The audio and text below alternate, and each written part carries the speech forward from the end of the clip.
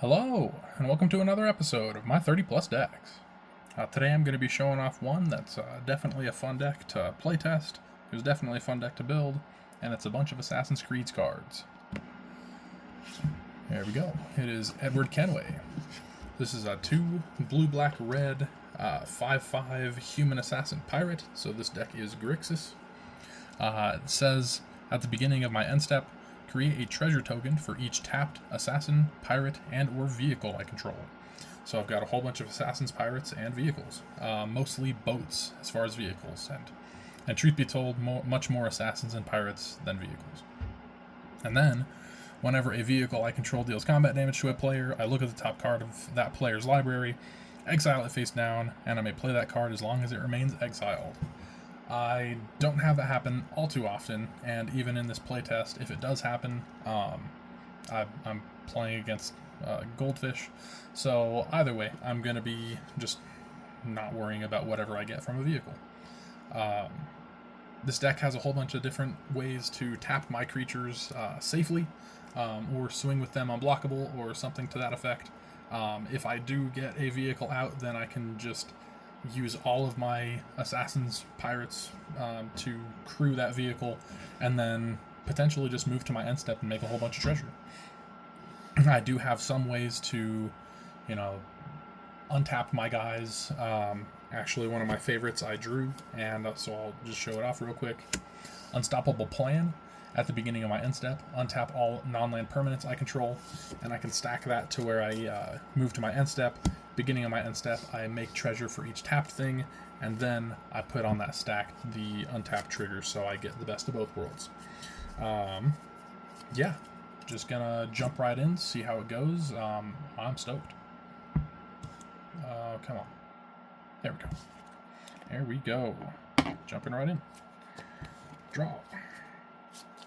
Let's go Terramorphic Expanse. I will crack that for an island. Enter tapped. Yeah, this deck honestly is fun. I've added a number of things that are like artifact specific or treasure, take treasures into account or whatever. But definitely trying to make this a Assassin's Creed themed deck. But mostly, honestly, just pirates. I'm a pirate and I make money. Gold.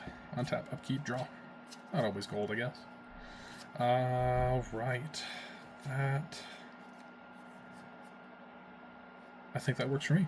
Let's go with this mountain and I will pass. Turn 3 is a draw. Let's go with this swamp and I will tap. Let's see. I'll tap 3 for an Inspiring Statuary. This says non-artifact spells I cast have Improvise, and that honestly works really well with this deck where I'm trying to make a bunch of treasures. Yeah, let's go. Turn 4. Improvise is my artifacts can help cast spells. Each artifact I tap after I'm done activating mana abilities pays for 1 generic. So I can... for example, I untap, I have not drawn, so let me do that. Okay, I can play this swamp as my land for turn, and then go blue, red, black, and 1, 2, and cast Edward Kenway. Paying, because it's a non-artifact spell, paying 1 for the 1. Going to turn 5. Untap, and a draw. Let's go with another mountain. So I'll spread these out just a little bit better. Yeah. Let's go. Oh, let's see.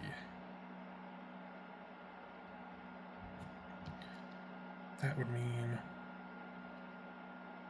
2, 3, 4, 5, 6, 7. I could do it. Let's go blue and 2. No, I'd have to do that. This is going to be funky.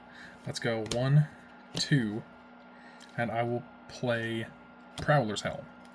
Equipped creature can't be blocked except by walls.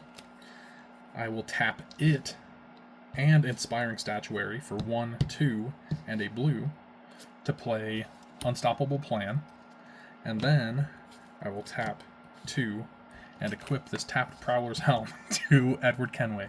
Yes, it works that way, believe me. Now, Edward Kenway can't be blocked except by walls, so I will swing with him.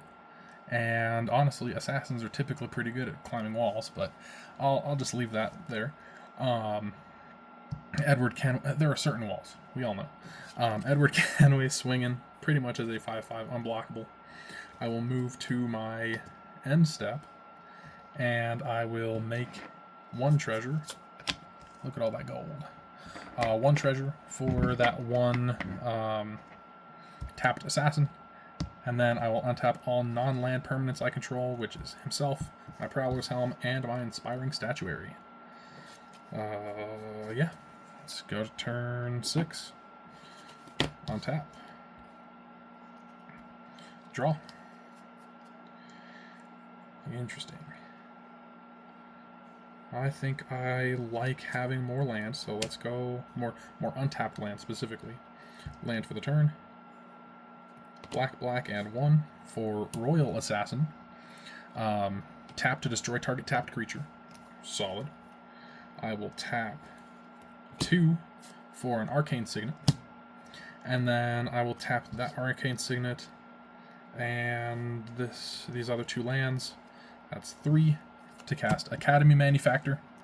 My Pirate Assassin has afforded enough money to open up a plant of some sort. So that's neat. Let's go ahead and swing with Edward again, assuming that he's unblockable, and move to end step. I will make a treasure because Edward is tapped, but because of my Academy Manufactor, that treasure also makes me a food and a clue, which means I currently have 2 treasures, 1 clue, 1 food. And then I will untap all of my non-land permanents. Okay. Going to be going to turn 7. But before it officially gets there, I will tap my Arcane Signet, and I will use one of these treasures to crack a clue and draw a card, because I've only got 1 card in my hand. And now I have 2 cards in my hand, and they're both lands. So let's go untap for turn 7. And then I will draw. And that does not help. So let's go Escape Tunnel. I will crack Escape Tunnel, make target creature my Royal Assassin. Target creature with power 2 or less can't be blocked this turn. I'll swing with both of these as unblockable creatures. I will move to my end step, make 2 treasures, which is also 2 clues, and 2 foods, which puts me up to 3 foods. And then I untap each of my non-land permanents, which is my Royal Assassin and Edward Kenway. That is the last of my turn, or whatever, but I'll still tap 2, crack a clue, draw a card. That is an Assassin Initiate, so not amazing, but not the worst. And then let's go with another 2. Cracking that clue, drawing a card, Pile On, which is actually pretty dang good. I was mentioning safe ways to tap creatures. This is Convoke. It's also an instant speed, so it is an answer if I was trying to dig for answers. Destroy target creature or planeswalker, then I Surveil 2. Yeah. That's pretty much all that I can do with all of that draw and all of that everything, so I'd call that a success. Heck yeah. Yeah, I'll shuffle up and go into a second game. This deck is just fun. One of my favorite little, I guess one of my favorite openings for this deck. It's like a Noble's Purse or something like that. I don't know. I think of it as like the stolen purse from Pirates of the Caribbean 1, where He lands in the dock, opens up this little, or picks up this little pouch. Jingle, jingle. Oh, well, that goes in my pocket. And I'll open it up later. So it's like, enters with 3, I don't know, coin counters on it, something like that. And then it does enter tapped, but then in future turns I can just tap it, remove a counter, and make a treasure. So it really does feel like that kind of Pirates of the Caribbean opening. Just just as a little side note, that's one of my favorite things. That's one of my flavor adds that it's like, it's not the most amazing. Like, it is a turn 1 or turn 2 play, but no, it just so fitting, so good. It makes treasures. If I have Academy Manufacturer, that's putting in work, as we saw. 1, 2, 3, 4, 5, 6, 7, but that's not enough land. That's definitely not enough land. So let me try it again. But I did have another card in that opening hand if I didn't shuffle it, or hadn't, mulliganed.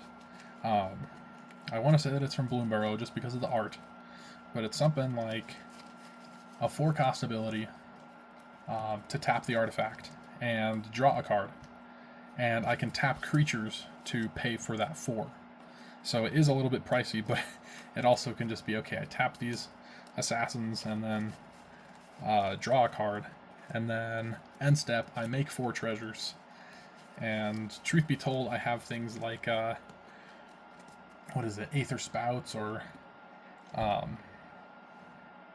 yeah, definitely Aether Spouts. I think, what's the other one? Aether Eyes. 1, 2, 3, 4, 5, 6, 7. Should also have River's Rebuke as things that I can try and work up towards, treasures-wise, money-wise, and then if my opponent is attacking me, that last game was just too good with the Unstoppable Plan, where I actually had blockers. Most of the time I'm kind of like, okay, I don't know if I'll have blockers, so I have Propaganda in this deck. I have those multiple ways to just bounce attacking creatures or something to that effect. Kind of honestly hoping that they attack into it, and really not good for themselves. Sweet. I think I'm happy with this. Let's start off with you. Yeah. And I'll just make this my second and final game of this video. Turn 1 and draw. Awesome. Awesome. Seething Landscape. I will tap it, crack it, search for an island. That was Heirloom Epic that I was just mentioning. 1 cost. Tap 4, tap it, draw a card. But I can tap things, tap creatures to pay for that 4. So that one honestly is really fun in this deck. Okay, too many non-basics. I did not see a basic land. Basic island. There we go. There we go.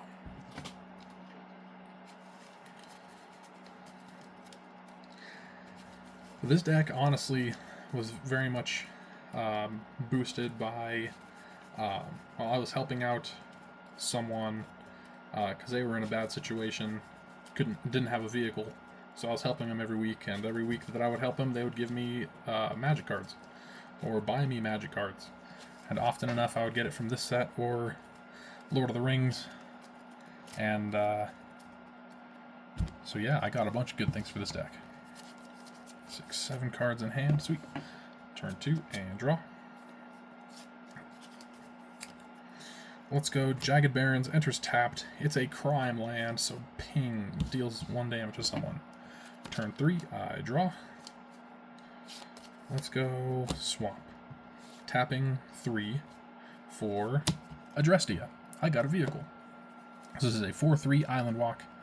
Crew 1. Whenever it attacks, if an assassin crewed it this turn, I draw a card, and it becomes an assassin in addition to its other types until the end of turn. 6. Turn 4, untap, upkeep, draw.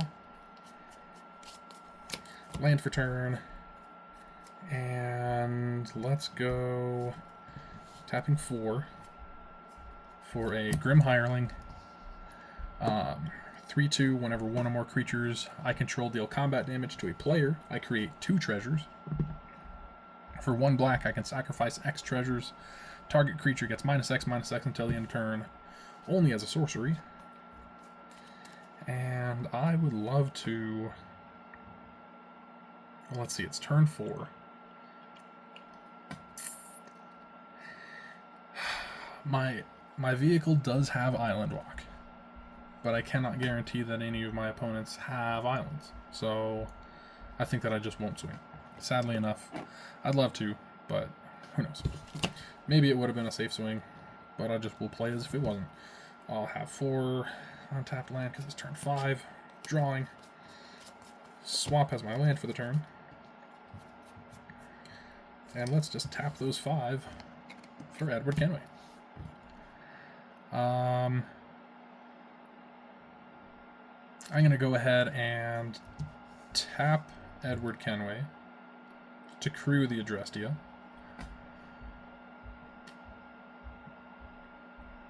But still, I don't think that it's a safe swing, so I'm just going to move to my end step and make a treasure. Turn 6, untap, draw. Access Tunnel as my land for the turn. Let's go...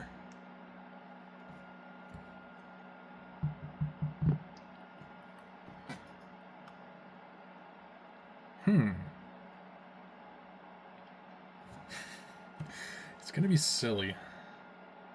It's definitely going to be silly. But we'll do 1/2 for Prowler's Helm. Blue and 2 for Unstoppable Plan. And then tap Edward Kenway to crew Adrestia. Tap 1 and use the treasure for 2 to equip Prowler's Helm onto Adrestia.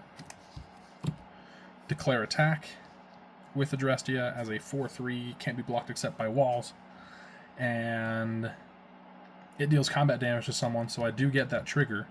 I'm not going to do anything about it, but it happens. And then end step, I have 2... Well, I have a tapped assassin and a tapped vehicle, so 2... And it's also an assassin, so whatever. It does have its uses, like for free running or something like that, but anyways. Also, when you attack, since an assassin crewed you, I get to draw a card. And yeah, so end step, treasure, untap, cool stuff. Let's go to turn 7. Untap. Oh, also, at the end of the turn, Adrestia is no longer a creature, so Prowler's Helm is unequipped by state-based actions. So that is untap, and then I will draw for turn. Very cool.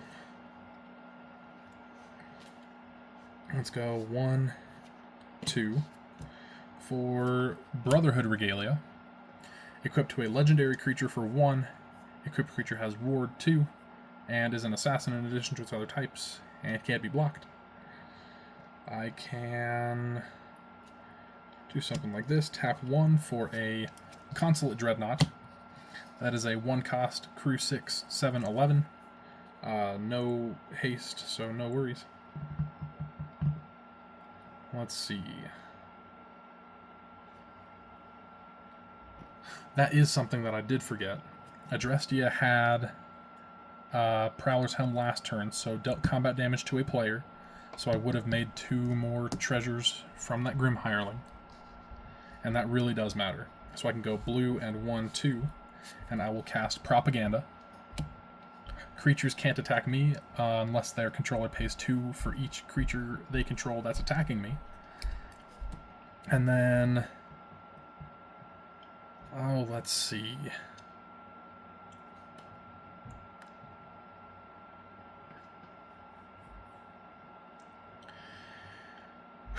I might as well do something silly, right? That'll be tap Edward Kenway and Grim Hireling to crew Consulate Dreadnought. tap Consulate Dreadnought to crew Adrestia, so that's a really big boat, crewing an even smaller boat. And then I will use one of these treasures to equip Brotherhood Regalia onto Adrestia, since that is not only ward and straight up unblockable just in case of walls, but also, since it's a legendary creature, it can tap for 1, and it's a double assassin. Anyways, I'll swing with Adrestia. I will... I did have a thought of having Edward Kenway and Adrestia swinging, but I think that... Well, actually, hold on. Before I get too carried away. Grim Hireling says, whenever one or more creatures you control deal combat damage to a player. So yes, let me actually back that up. All the way to the treasures. Okay, so Consulate Dreadnought will not be crewed. I think that I'll actually get more treasure by just doing Grim Hireling to crew Adrestia. 1 to go Brotherhood Regalia on you, and then 2 to go Prowler's Helm on you, swinging with Edward Kenway and Adrestia at 2 different players, so that when they deal combat damage, that is 4 total treasures being made. And then end step, I have an assassin,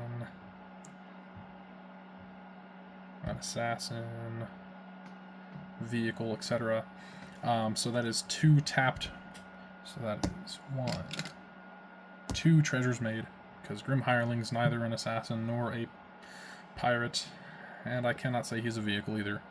So I will make those 2, and then Unstoppable Plan will have me untap all of these. The end of my turn will see... Actually, before that, I will pay 1 treasure and re-equip Brotherhood Regalia to Grim Hireling, because it's going to be unattached from Adrestia anyways. Now Grim Hireling is a tapped... Yeah, I can re-equip him so that I lose a treasure, but then I make that treasure right back at the end step, and then he's untapped. That's a little bit complex for how I executed it, but all in all, it doesn't seem too complicated. That's good. That's real good. That's actually gross. Brotherhood Regalia is giving him ward, which is, he's probably one of the better targets, and he makes him an assassin. That's awesome. Anyways, I think that I'm going to call it for this game, but before I go, I want to show off that I do have a Go for the Throat, because, you know, that's what assassins can do, or something. And I have a River's Rebuke. River's Rebuke is a sorcery, so I guess I wouldn't be able to do that, but I have enough treasures to do it, so that's cool. Go for the Throat is an instant, so I could do that. Just, you know, someone swinging something big at me, I can kill it if it's not an artifact. Yeah. Sweet. Hope you guys enjoyed. I definitely did. This deck is awesome. I'll definitely be posting the deck list in the comments, and so yeah, feel free to check it out. Hope you guys have a great rest of your day, and I will do the same. Later.